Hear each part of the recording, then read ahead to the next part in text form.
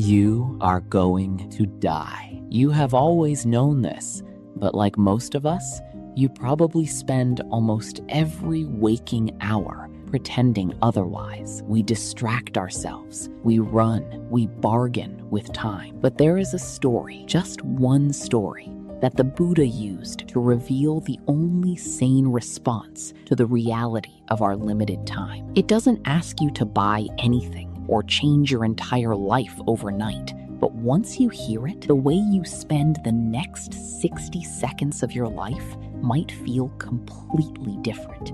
Imagine a man walking alone through a dense forest. Suddenly, he hears it, the low, earth-shaking growl of a tiger right behind him. He runs. He runs harder than he has ever run in his life, his lungs burning and his legs giving way beneath him until the ground simply disappears. He finds himself at the edge of a sheer cliff. With absolutely no other choice, he grabs a wild vine and swings himself over the edge, dangling in the open air. For a split second, looking at the drop below, he believes he is safe from the beast above. But then he looks down. At the bottom of the cliff, waiting in perfect, terrifying patience, is a second tiger. Above him, the first tiger paces the edge. Below him, the second tiger waits. He has no path forward and no path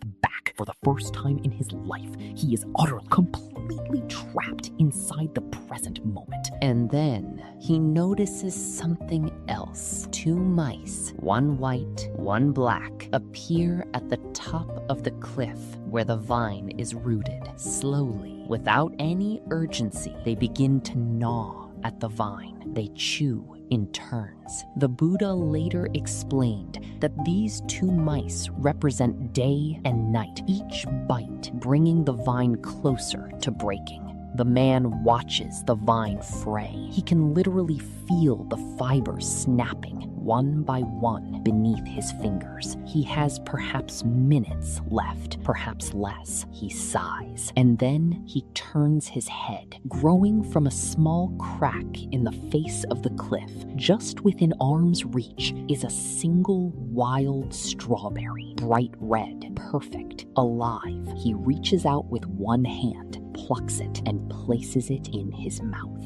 In that moment, with a tiger above him, a tiger below him, and two mice gnawing through the last fibers of the only thing keeping him alive, he tastes the strawberry fully. It is the sweetest thing he has ever eaten. Not because the berry itself is extraordinary, but because he is completely, unreservedly present for it. There is no past regret. There is no future fear. Just this. Just now. The Buddha never told us what happened next. He never said if the vine held or if the man fell. And that silence is not an accident, because the story was never about the tigers, and it was never about the cliff.